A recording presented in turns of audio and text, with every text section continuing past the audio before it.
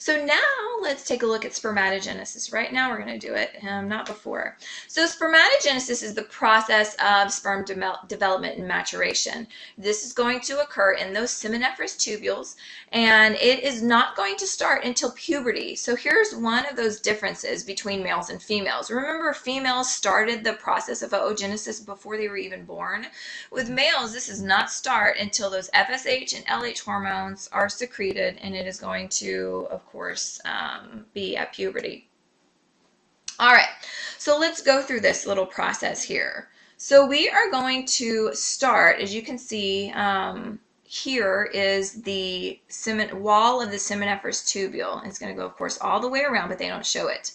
So it's very important. The directionality of this is very important, as you can see. They are going to start dividing here by the wall, and they are going to continue dividing down the lumen like this. The reason why is, of course, that in order for the sperm to be able to do what it needs to do, it needs to go into the lumen. If it did the opposite, it would never be able to go into the lumen and break free. It would be stuck at the wall. This is another really great picture showing how the sustentacular cells actually go in and surround those developing sperm as well. So this is a great picture here. All right, so what we're going to do is we are going to start with that stem cell, that male stem cell there. It is called a spermatogonium. Spermatogonium is singular, spermatogonia is plural. It is going to be a diploid cell, a normal diploid cell, 46 chromosomes. So that means that we are going to start here with mitosis. So remember, what happens with mitosis is we are going to form two identical, genetically identical daughter cells.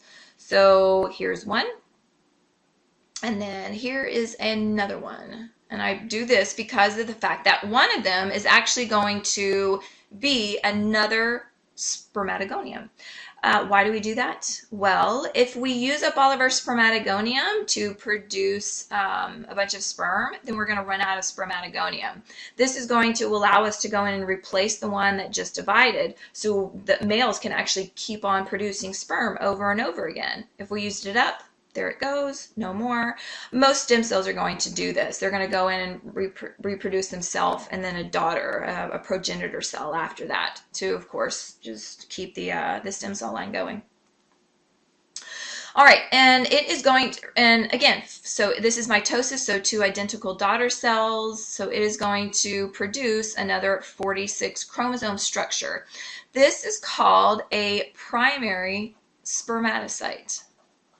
That's the primary one right there. So there's the word right there for it. All right, this primary spermatocyte is going to undergo the first meiotic division, meiosis 1. And remember, meiosis 1, the product of meiosis 1 is going to be, of course, haploid cells. Remember, haploid is 23. 23. These are called secondary spermatocytes. There's the term right here. Right after that, these guys are going to undergo the second meiotic division. And these are, of course, remember, they are going to be 23 again. These are not genetically identical. Remember, they weren't even genetically identical up here. Remember, we underwent crossing over, so they're not genetically similar. These are called spermatids.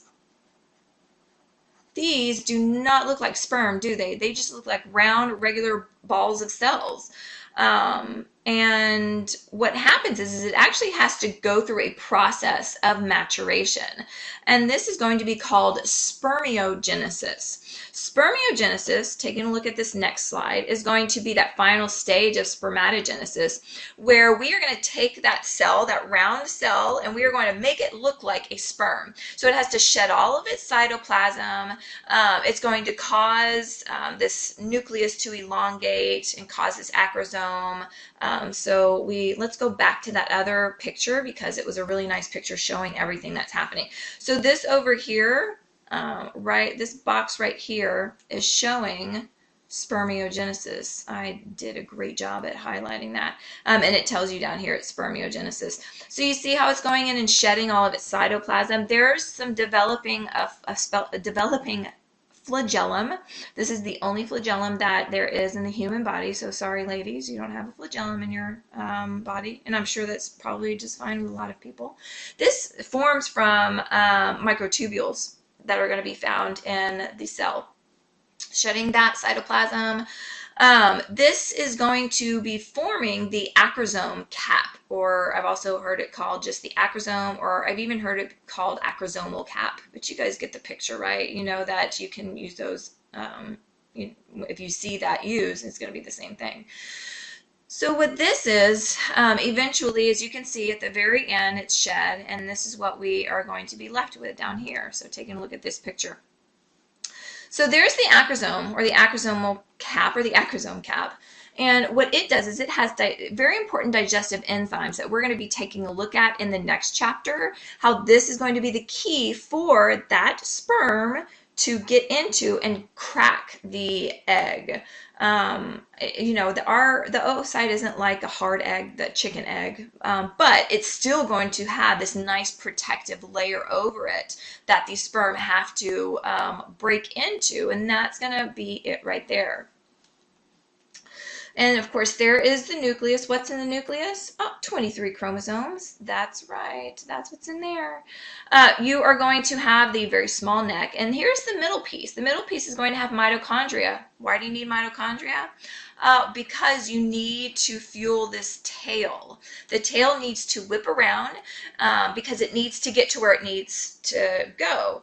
And that tail, that flagellum, is going to allow it to do that. It's going to take quite a long time for it to go from the in the female reproductive tract all the way up to the fallopian tubes where the oocyte is. So that's why it is going to have that nice little tail and the mitochondria. And we'll talk about what fuels the mitochondria later on.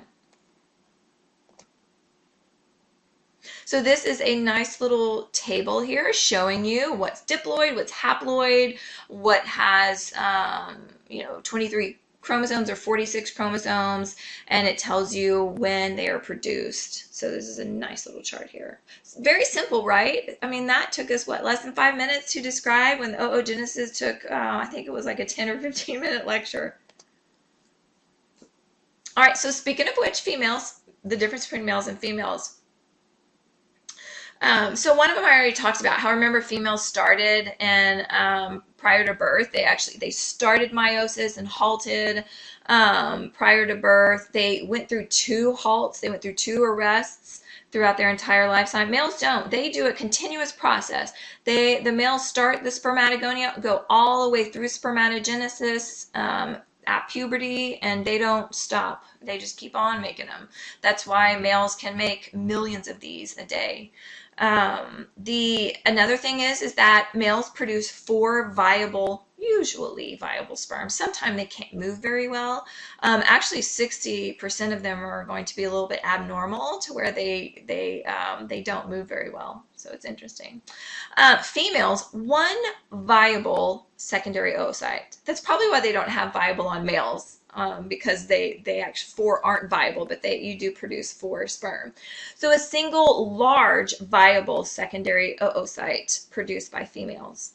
And last but not least is that males can secrete these things throughout their entire life. I think Stevie Wonder just had a child, and he's in his 60s or 70s, and he just had another child. But you don't see that with women.